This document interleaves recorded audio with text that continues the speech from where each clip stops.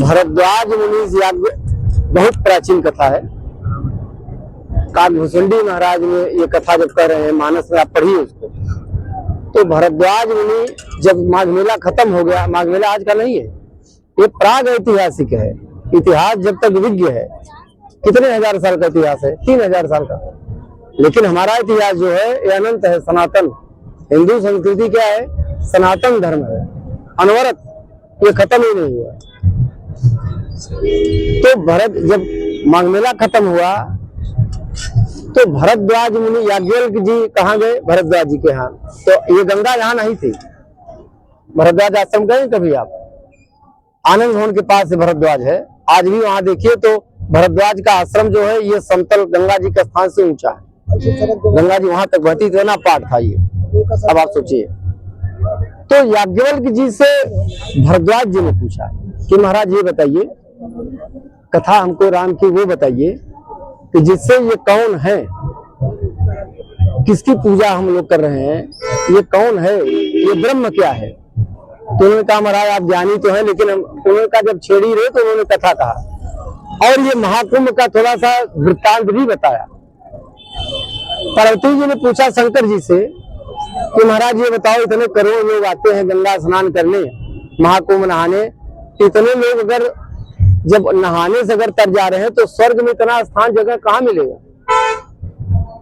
तो शंकर जी ने ये बताया कि पार्वती जी इतने करोड़ लोग आते हैं, आप सबके मन को, हम लोग तो अंतर्यामी है, सबके मन में सब अलग अलग भाव से आते हैं। कोई बिजनेस कर रहा है, कोई कुछ कर रहा है, कोई जंजीरें काटने के लिए आ रहा है, कोई चोरी, कोई भीख मांगने के लिए आ रहा है, कोई नीच कर्म करने के लिए आ रहा है। आपको नहीं मालूम, कोई नीच कर्म करने के लिए वो आते हैं, यहाँ के स्नान घाट पे जाके देखते हैं कि स्त्रियां नहाती हैं, इनके बदन खुल रहे हैं, तो उसी को देखने जाता। आपको नहीं मालूम है, ये रंग लड़के। तो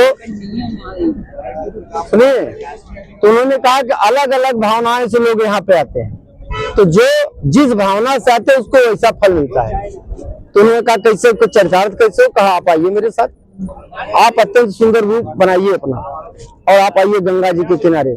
तो कोढ़ी का रूप उन्होंने बनाया और उन्होंने पार्वती जी को बताया कि आप ये कहिए कि जो आदमी पुण्यवान होगा, जिसने कोई पाप निष्पाप होगा, वो अगर हमारे पति को छू लेगा तो उसका कोढ़ खत्म हो जाए।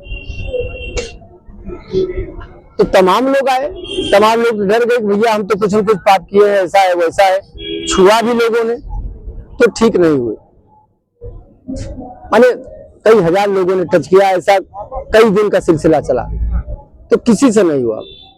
एक दिन एक किसान आया और वो शाम हो गई थी और वो आया, कहा कि आज अमावस्या का दिन है, शाम हो गई, हम स्नान करने नहीं गए, अब हमारा काम निपट गया, अब चल रहे हैं गंगा जी का स्नान करेंगे। और वो आया और गंगा जी का स्नान करके जैसे बाहर आया तो ये कोढ़ी का रूप बना के बैठे, तो बड़ी भीड़ लगी थी। तो कहा भैया काहे के लिए? कहा कि भैया ये कह रहे हैं कि जो आदमी निष्पाप होगा, पुण्यवान होगा, हमारे पति को अगर छू देगा, स्पर्श करेगा तो इनका कोई ठीक हो जाएगा। तो ऐसा हमको कोई पुण्यवान आदमी नहीं दिख रहा है। तो कहा ठीक है हम छुएंगे। उन्हें कहा भाई हम तो घर गृहस्थ आदमी है, हमने अभी, पाप ऐसा नहीं होता, मनसा वाचा कर्मणा, मन से, वाणी से, कर्म से, तीनों से पाप होते हैं। आपने किसी के विषय में गलत सोच भी लिया तो पाप हो गया। तो उन्होंने कहा ठीक है, अभी हमने जो सोचा है और अभी तो हम गंगा स्नान में, अगर कुछ मान लीजिए पाप हमने किया भी है तो गंगा स्नान कर लिए तो ठीक है, देखिए मन से शुद्ध हो गया, वो मन से शुद्ध हो गया, डर नहीं रहा उसने कहा हम छुएंगे। और जाके जब उसने टच किया तो उनका कोढ़ जो है ठीक हो गया, सुंदर रूप हो गए। कहा देखा आपने पार्वती जी, ये आदमी, ये परिश्रमी आदमी है, इसने ये नाग मेले में आके अपने परिश्रम का पैसा दान भी दिया, एक ही रुपए से ही। एक गलत धंधे वाला आदमी, आप अरब रुपए कमा रहे हैं गलत पैसे से, और फिर उसको जाके आप 1 लाख रुपए दान दीजिए, वो बराबर नहीं है। अपने परिश्रम से आप अगर 1 रुपए परिश्रम करके आप दान कर रहे हैं तो उसका पुण्य उस आदमी से ज्यादा है।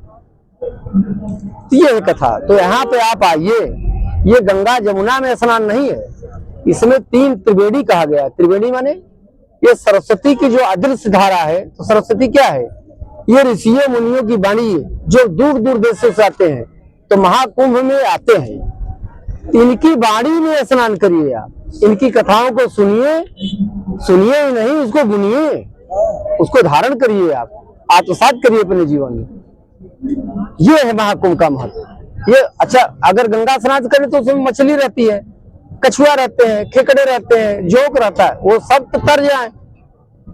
सरस्वती की अदृश्य धारा मतलब साधु महात्माओं का जो प्रवचन चल रहा है उसमें आप उसकी धारा में आप स्नान करिए, उसको जीवन में धारण करिए, फिर उसके बाद मारे। ये है महाकुंभ के साथ।